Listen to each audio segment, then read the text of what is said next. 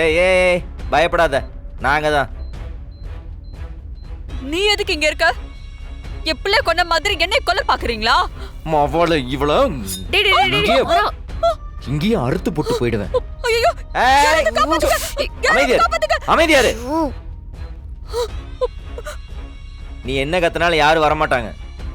உன்னெல்லாம் அங்கேயே போட்டிருக்கணும்.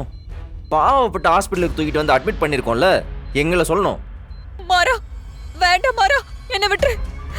நானே என் பிள்ளை பறி கொடுத்துட்டு தவிச்சிட்டு இருக்கேன்.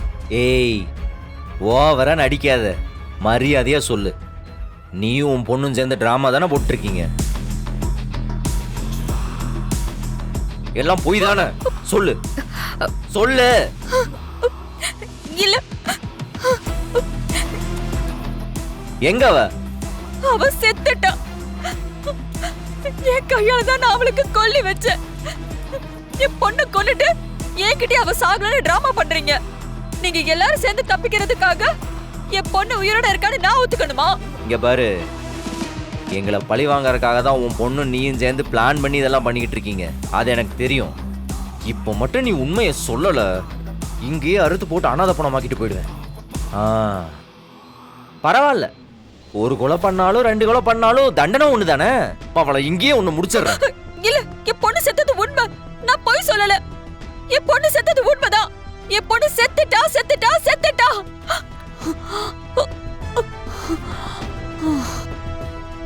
ஏய் ஏய் ஏய், நடிக்காத, எந்திரி. டா எந்திரி.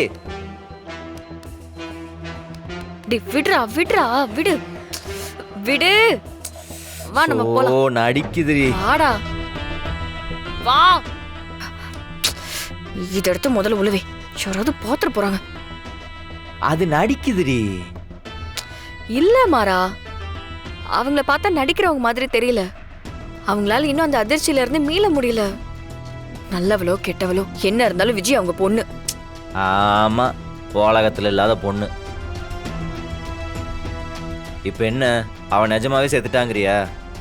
அவங்க பண்றதெல்லாம் வச்சு பார்த்தா அப்படிதானே தெரியுது. ம்ஹும்.